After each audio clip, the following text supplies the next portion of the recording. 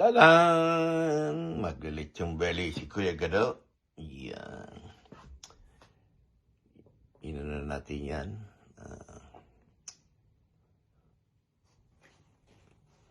Tinuyo.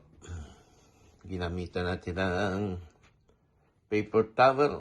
Ayan. Habang pinapainit natin ng oven. Umpisa natin sa 350. Siguro mga 4 to 5 hours natin lulutuin. Kaya kita-kita tayo mamaya. Yan. Lechon belly ni Kuya Gado. Ito medyo spicy ito. Okay? At siyempre, papahira natin ng mantika bago natin isalang.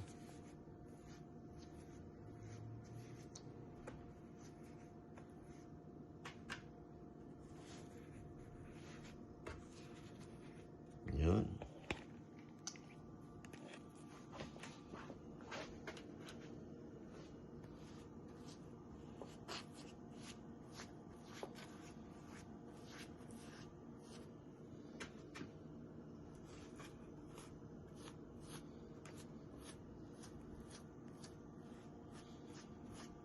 Alright.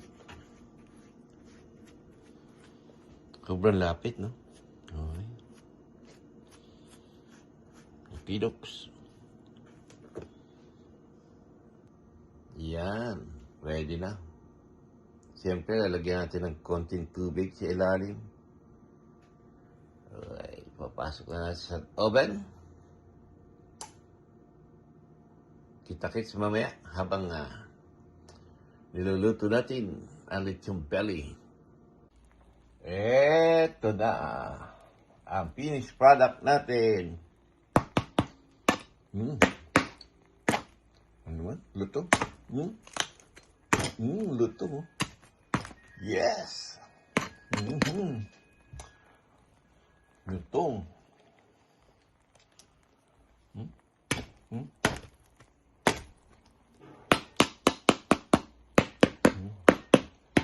Alright. Lutong siya. Perfect. Nakuha natin yung gusto nating lutong. Pati yung luto. Slice na natin yan. Yep. Kita niyo, special knife. May nagregalo sa akin yan.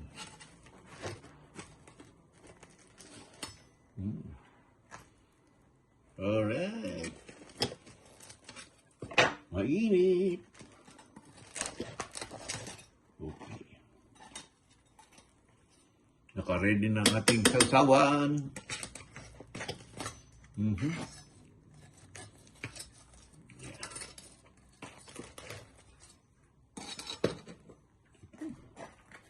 Grabe. Ito ay spicy. Ito natin, ha? Hiniwa.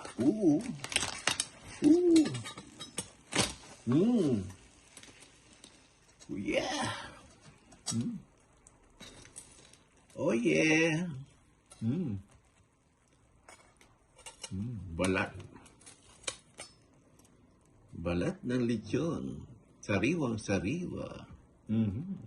Putok ba? Ano yan? Putok bata. Ano? Putok bato. Putok batak. Adik yun, ah.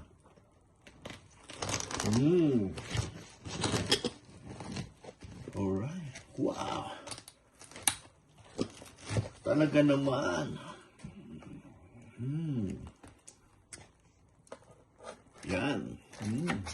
Champion, di ba?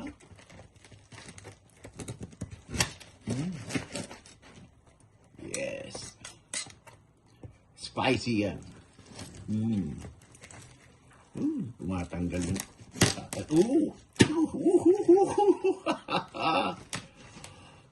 perfect! Yan. Buhay pa. Ayan. Yan ang ating lechon belly ni Kuya Gado. Ayos, di ba? Lutong-luto. At malutong. Alright. Thank you. Thank you very much. Kakain na. Naka-ready ng sausawan. Pamantawa. 12:30 na. Kakain na si Kuya Gado ng ating lechon. Ito mo naman. Yung laman. Lutong-luto. Yan. Sinakto kong 4 hours and a half. Diba? Ito mo naman. Luto. Alright. Yun lang. Thank you very much for watching.